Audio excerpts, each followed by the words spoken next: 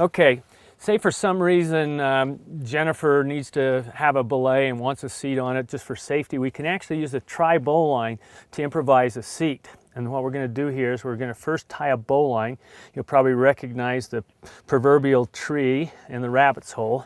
Then we're going to take this bight of rope we have here. We're going to come up the rabbit hole, around the tree, and back in it. But we're making a tri-bowline, 3 loops, 1 for the waist and 2 for the leg.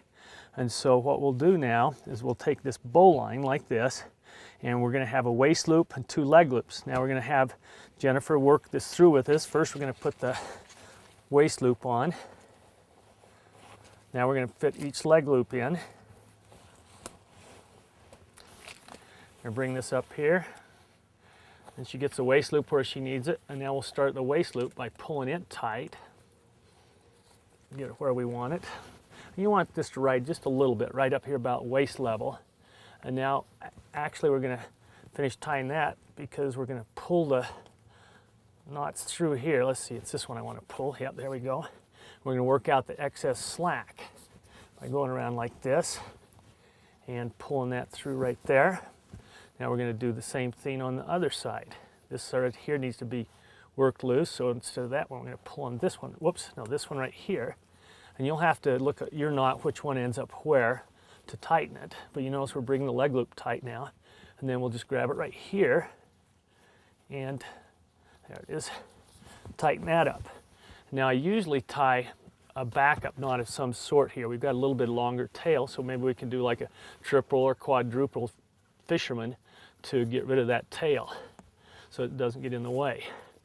But now what we've done is we've created a seat for her. Another thing we can do is we can take our bowline, or butterfly, is we can create a chest harness. Say she has to go up, and we can actually arrange to give her something that'll keep her from falling over backwards. Now we'll have to adjust this after we get it over, so before we get carried away here, let me open it up bigger. See if we can get that over, shall we? Can you put one arm through over the head? Let's see if we can get your other arm through now. There you go, just like that. Now the idea here is we're going to adjust this up. And let's see, there it is right there. And see, in this case right here, we would have a pretty good improvised seat.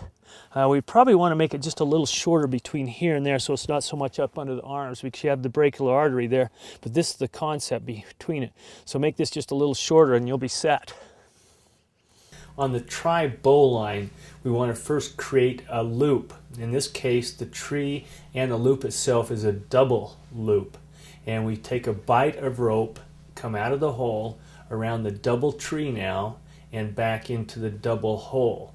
When we get done, you'll see there's 3 loops there that we've created for the bowline now for our leg loops. And you'll have to adjust these for size.